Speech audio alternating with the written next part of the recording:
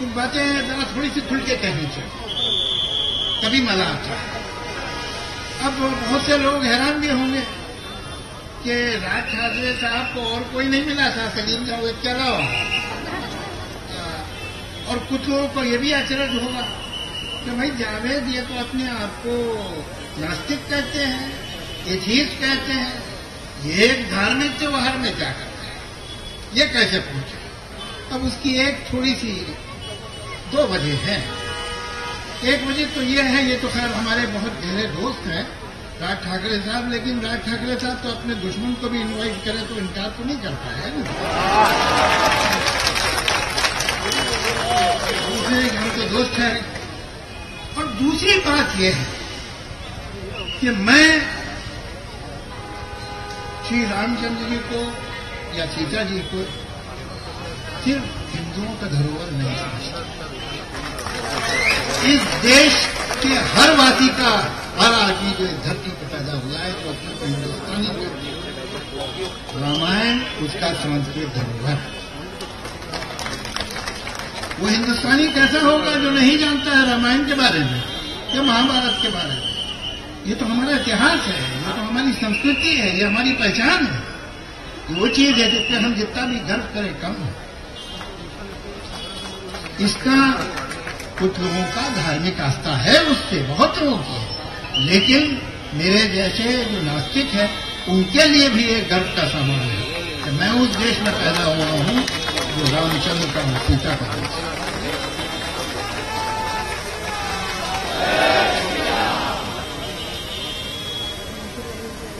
स्वदेश में मेरा एक अजीब, यहाँ बैठे बहुत अच्छी बात है, ये सामने मेरे बैठे गवाह साक्षी।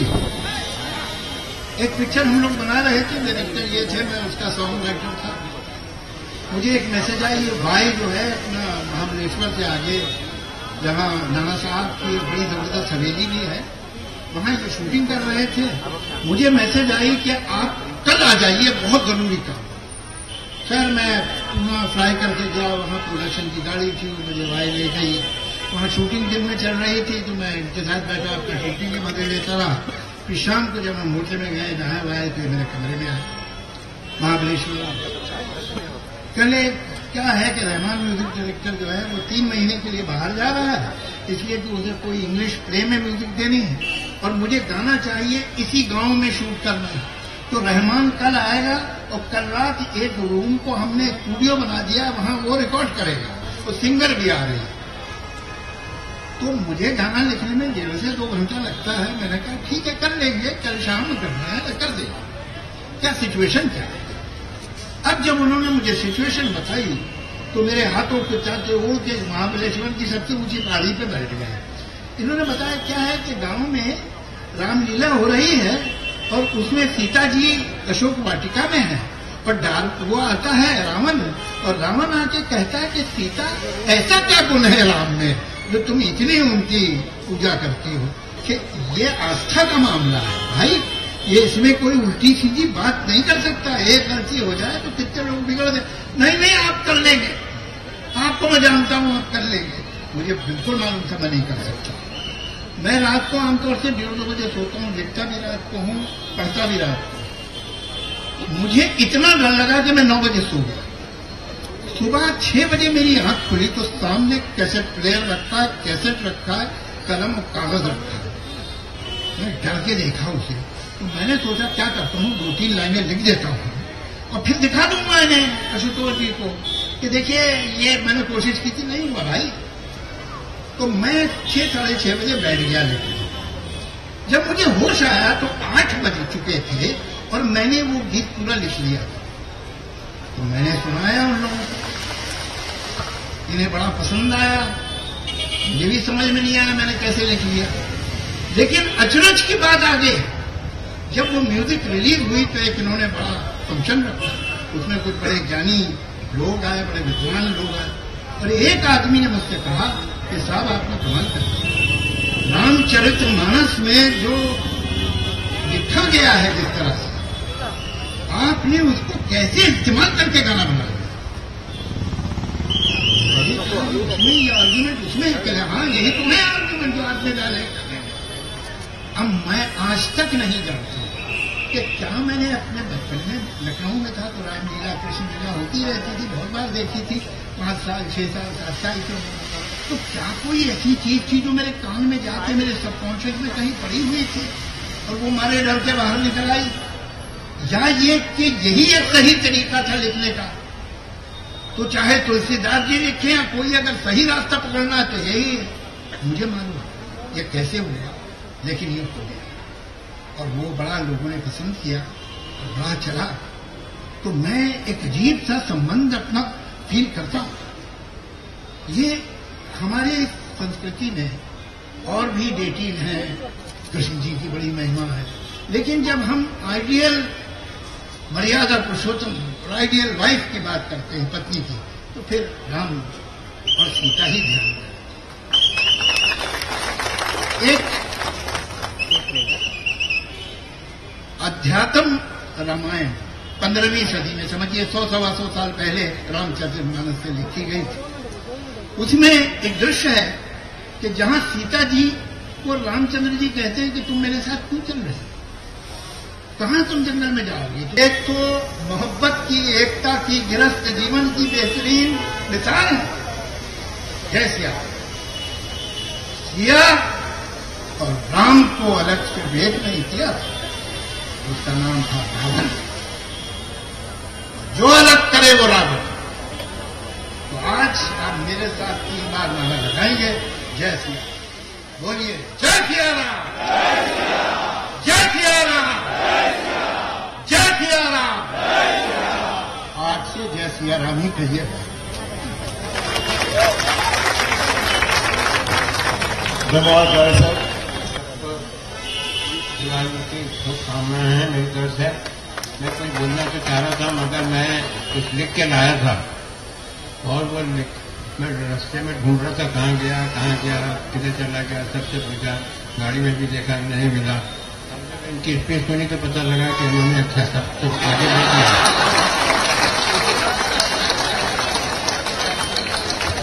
एक वर्ड अब मिल गया, मिल तो गया, घर में ही है। अब आप समझ सकते हो बाकी सारी स्टोरी कैसे हुई है। सर्वांना नमस्कार. दीपोत्सवाच्या 11 वर्ष मनसे आणि सर्व कार्यकर्त्यांचा खरंच खूप खूप त्यांना शुभेच्छा की एवढा सुंदर असा हा दीपोत्सव आपण आज साजरा करतो. आमचे मित्र राज ठाकरेजी यांचा खरंच मी खूप आभारी आहे की त्यांच्यामुळे मला आज ही संधी प्राप्त होते की मी आज जी ज्यांना आपण ब्लॉकबस्टर जोडी असं म्हणतो त्यांना काही प्रश्न विचारायचे, म्हणजे मला तुम्ही संधी दिली त्याबद्दल खूप खूप आभार.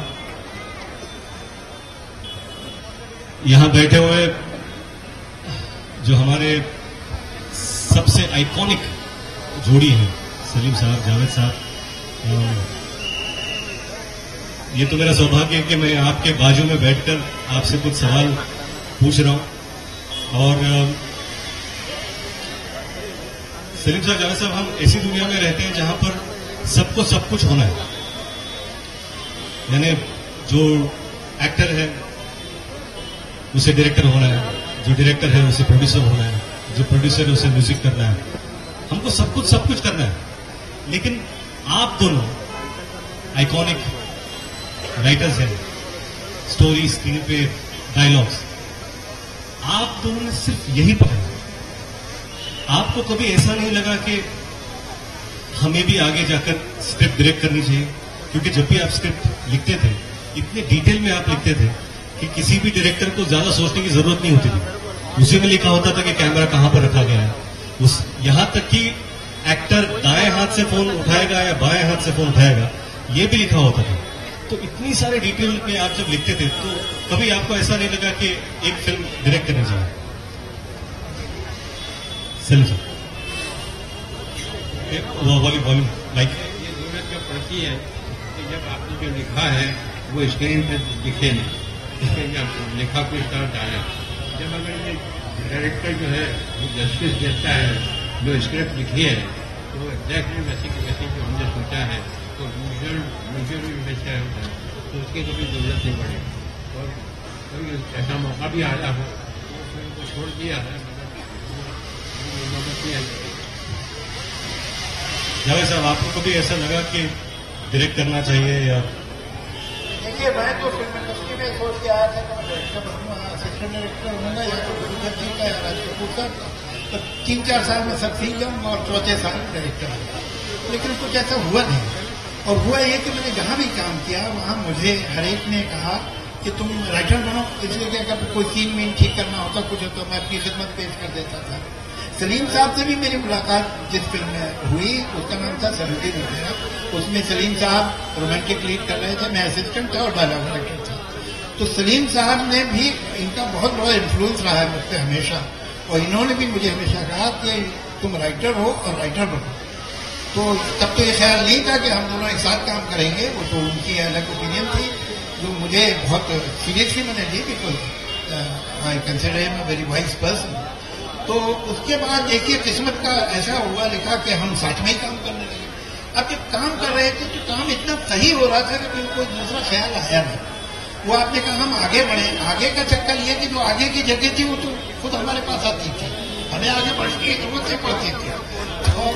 तो फिर हम खुश रहे और अच्छा काम किया, जितना भी किया, जितने बड़े भी किया, तो बड़ा अच्छा काम है। सभी लोग ये भी बहुत अच्छी तरह जानते हैं कि जब फिल्में बनती थी, जब वहाँ के जो सुपरस्टार्स होते थे वो 15 लाख रुपए चार्ज करते थे एज ए फिल्म, और उस इनकम टैक्स में फंसवाने वाले हमें क्या रहता क्या? नहीं मुझे बताइए क्या पसंद करेंगे आप, सीबीआई, ईडी और इनकम टैक्स, क्या चाहेंगे आप? मैं सिर्फ यही पूछना चाहता हूँ कि 15 लाख क्या है, हमें तो पता नहीं है, क्या पैसे हमने कभी देखे नहीं। आपकी नियत ठीक नहीं लग रही है, आपकी नियत ठीक नहीं लग रही है। आप अंदर करवाना चाहते हो। आप गरीब राइटर्स से मजाक उड़ा रहे हैं। इनका किस्सा होता था एक एक्सचेंज ऑफ लेटर। आज आपके पास मोबाइल है, आप 1 सेकंड में उस इंसान को कांटेक्ट करके बात कर लेते हैं। हर चीज तेज हो गई है, हर चीज जल्दी होती है। तो होता क्या है कि हम सफलता भी जल्दी चाहते हैं, उसमें टाइम लगे ये हमें फुर्सत नहीं है। तो जो तैयारी पहले होती थी, वो चाहे लता जी की हो, चाहे वो आशा जी की हो, चाहे रफी साहब की हो, और चाहे बड़े बड़े म्यूजिक डायरेक्टर्स की, बड़े राइटर जो राइटर्स थे पहले दौर में, वो बहुत पढ़े हुए लोग थे। ऐसा नहीं था कि उन्होंने 4 फिल्में देख ली थी और 2 नॉवेल पढ़ ली थी और राइटर बन गए थे। उनकी बरसों की पढ़ाई थी उनके पीछे। वो जानते थे जबान भी, प्लॉट भी, कैसे कैरेक्टर बनता है, कैसे उसका एक्सप्रेशन बनता है, कौन सा कैरेक्टर क्या भाषा यूज करेगा, कहानी क्लाइमेक्स की तरफ कैसे जाएगी। इसलिए कि उन्होंने classical literature, light literature, popular literature, not so popular literature, हर तरह का पढ़ा होता। तैयारी चाहिए। आजकल हर काम में तैयारी कम होती है, जल्दी होती है कि जल्दी से सब कुछ होगा। आपके वोकल कॉर्ड ठीक है तो आप सिंगर बन जाए, मगर भाई इन लोगों ने तो, हमारी लता जी ने, आशा जी ने, जो कि मतलब सरस्वती साक्षात थी लता जी, बरसों घंटों रियाज किया, बरसों, और इस उम्र में भी वो रियाज करते थे। तो रियाज जो है वो बहुत जरूरी है हर काम में। एक नौजवान शायर ने शेर कहा है, मैं आपको सुनाता हूं। रियाजत यानी वही रियाज, प्रैक्टिस, मेहनत, लगन। ये नहीं देखते कितनी है रियाजत किसकी, ये नहीं देखते कितनी है रियाजत किसकी, लोग आसान समझ देते हैं आसानी को। ये आसानी ऐसे नहीं आती, इसके पीछे बरसों की लगन होती है, तपस्या होती है। उस तपस्या के लिए तैयार बने हैं, वो चाहे एक्टर हो, कि डायरेक्टर हो, कि राइटर हो। जल्दी चाहिए, आसानी से चाहिए, ये दुख की बात। सलीम साहब, जावेद साहब, आप दोनों ने इतने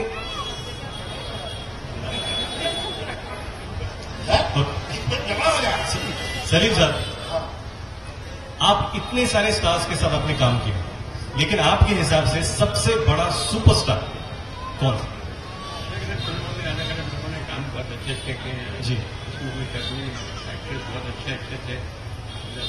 दिलीप साहब ने बहुत अच्छा काम किया है, साहब ने बहुत अच्छा किया है, दादा मनी बहुत अच्छा एक्टर थे, अपने मोतीलाल जी बहुत बहुत ग्रेट एक्टर थे, और भी थे, तो ये कंपेयर करने में बहुत मुश्किल है। बट ग्रेट एक्टर थे, बहुत अच्छे अच्छे रोल किए उन्होंने। जावेद साहब, सुपरस्टार की परिभाषा क्या है? पहले क्या थी, आज क्या है? सुपरस्टार वाला ये सब जो ये मीडिया बनाता है, पब्लिसिटी बनाती है, वो सब इम्पोर्टेंट बात नहीं है। जो काम कर रहा है आदमी सुपरस्टारडम थोड़ी कर रहा है, एक्टिंग कर रहा है। हम एक्टिंग की बात करें तो बेहतर है, काम की बात। सुपरस्टारडम तो उसका रिजल्ट हो सकता है, उसकी परछाई हो सकती है। तो हम पहले मूर्ति की बात करें, परछाई की बात क्यों कर रहे हैं? पहली बात यह है कि हर दौर में बहुत अच्छे एक्टर हुए हैं, और दिलीप साहब की हम इसलिए आदर करेंगे और करते हैं कि उन जैसा एक्टर उनसे पहले नहीं था। उन्होंने एक नया अंदाज जो कि बिल्कुल ओरिजिनल था। मैं उनके क्लोज सेकंड मानता हूं अमिताभ बच्चन। क्लोज सेकंड इसलिए कि वो दिलीप कुमार के बाद जन्म लिया, उन्होंने कर भी नहीं सकते थे, तो वही बात नहीं। तो कहीं जहां उन्होंने बहुतों से सीखा, दिलीप साहब से नहीं सीखा। और ये बात जो है, मैं कोई सीक्रेट आपको नहीं बता रहा हूं, ये खुद उन्होंने बहुत बात कहा है, और उनके मन में दिलीप कुमार के लिए बड़ी इज्जत रही है हमेशा। तो ये दो एक्टर जो हैं, उसके अलावा बलराज साहनी बहुत बड़े एक्टर थे। कमाल ये है कि उन्हें अपनी पूरी जिंदगी में एक्टिंग का एक भी अवार्ड। मोतीलाल जी बहुत अच्छे, मगर एक बात, हम किसी चीज में आगे बढ़ गए हो कि पीछे हट गए। मैं आजकल ओटीटी देखता हूं तो मैं हैरान हो जाता हूं, ऐसा टैलेंट तो देखा नहीं था। ये आज के लड़के लड़कियां जो एक्टिंग कर रहे हैं, वो कमाल का काम। उन्होंने एक्टिंग की परिभाषा ही बदल दी है। इतनी रियलिस्टिक एक्टिंग कभी नहीं थी जितनी आज हमें ओटीटी पे देखने को मिलती है। तो इस मामले में हम, मुझे ऐसा लगता है, 2 कदम आगे ही बढ़े। सलीम ओटी में काम करते सबने ताली बजाई। सलीम साहब, जब हम लिखने की बात करते हैं तो फ्रीडम की भी बात करते हैं कि लिखने वक्त किस फ्रीडम कितना मिलता है टू राइट। क्या आपने कभी आपके दौर में ऐसी झिझक थी कि आपको फ्रीडम नहीं मिला, या आपने वही लिखा जो आपको सही लगा? ये तो हर जगह से ये लिमिटेशन जो है गाड़ी चलाते हैं, तो उसमें जिंदगी है कि देखिए आप हर चीज में ही है। आपको डॉक्टर कहता है कि इससे ज्यादा नहीं खानी, ऐसे ही राइटिंग के अंदर भी तो फ्रीडम इतनी है कि कोई हमारी फिल्मों में किसी में भी कोई गाली कभी किसी में भी नहीं। जब मैं डॉक्टर जाता हूँ तो लोग कहते हैं कि हम अपने बच्चों को हमारे साथ दिखाते हैं, इसलिए जो गंदी बातें नहीं होती हैं, वो गाली बहुत ही अच्छा क्लीन फिल्में होती हैं।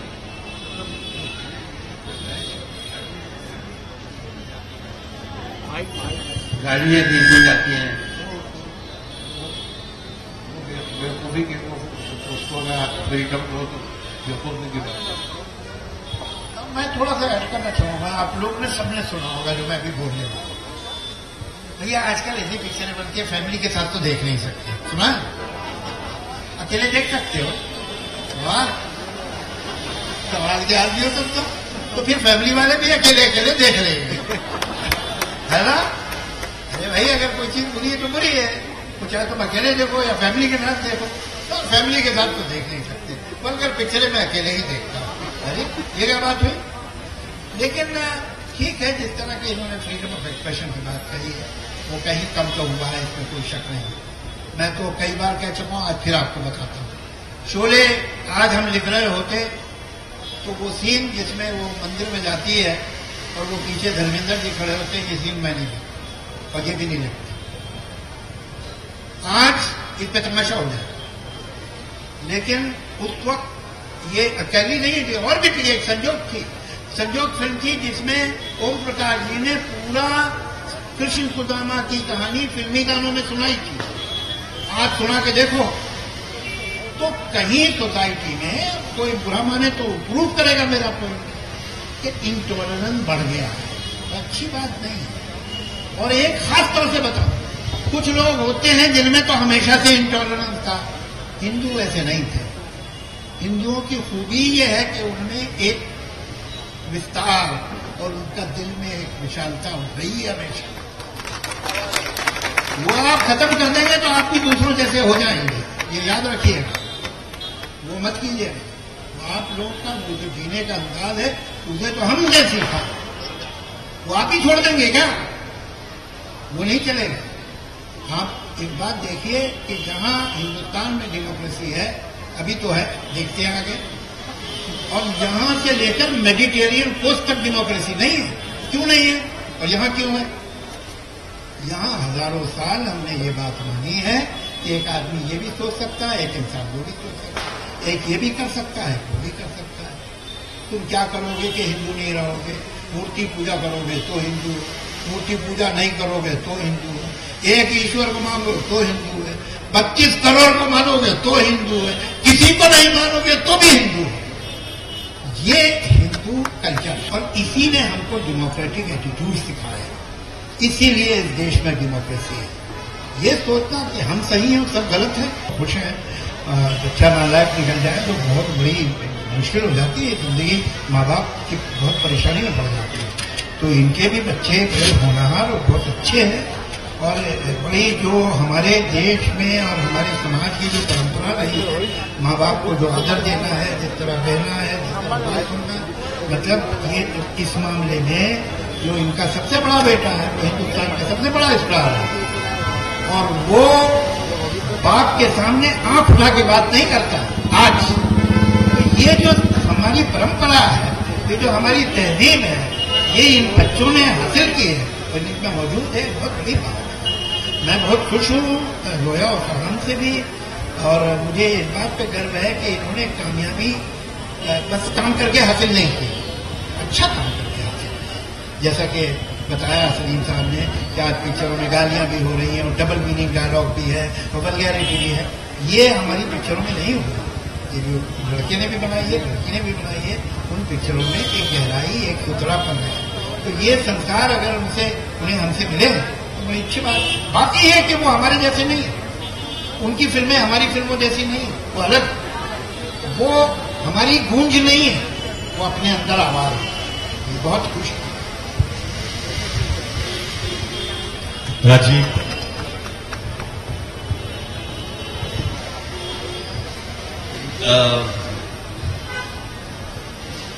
त्यांनाही समजावं आणि तुम्हाला एक कळेल म्हणून मी जरा हिंदीमध्ये बोलतो.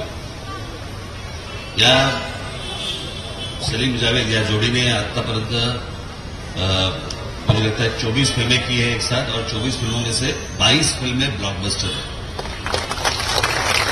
मुझे नहीं लगता कि पूरी दुनिया में ऐसा कहीं रेशियो होगा इस तरह का. जैसे जैसे हम लोग नाम लेते हैं, जब भी कभी बात आती है कि स्टोरीज फिल्म में डायलॉग, ये जब भी आता है साथ में तो सलीम जावेद ही आते हैं और कोई दिमाग में नाम ही नहीं आता. हाथी मेरे साथी से लेके, जंजीर से लेके, शोले से लेके, डॉन से लेके, त्रिशूल से लेके, बहुत सारी ऐसी फिल्में हैं. मैं आप दोनों को एक सवाल पूछ रहा हूं. जावेद साहब, सलीम साहब, आप मुझे बताइए, जंजीर जो आपकी फिल्म थी उस वक्त आपने देवानंद साहब को पूछा था काम करने के लिए, फिर बाद में सभी को पूछा था, राजेश खन्ना जी को पूछा था. सोच लीजिए अगर देव साहब हां बोलते तो क्या होता.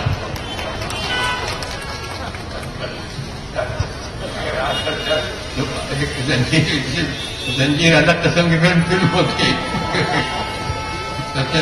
जी, और हमको शायद फिर जरूरत पड़ती कि हमको खुद डायरेक्ट करना चाहिए. राइटिंग का काम जो है ठीक नहीं है. एक मैगजीन था सुपर, बंद हो गया, उसमें जो उसकी चीफ जर्नलिस्ट का नाम था पन्नी बख्शी. उन्हें एक आइडिया है कि सलीम को अलग और जावेद को अलग ग्राउंड मेमोरी लेन ले जाती, तो इनको जिस आके ये गेस्ट हाउस में ठहरे थे वहां ले जाके तस्वीर खींची, फिर ये माहिम में जहां बैठते थे जिस रेस्टोरेंट में वहां की तस्वीर खींची, फिर बराबर जो उनका पुराना घर था उसकी तस्वीर, और कहाँ कैसे रहते थे, कौन दोस्त, ये सब. फिर मुझे भी उन्होंने ले गई कार में, तो मैंने एक जगह कार में गाड़ी रुकवाई, मैंने कहा ये पोर्च देख रही हैं आप बंगले का, मैं इस कोच में बहुत सोया। मैं बाहर सोता था तो यहाँ जो मालिक थे उसके, उन्होंने मेरी सिगरेट की दुकान पे मुलाकात हो गई थी। ये 64-65 की बात।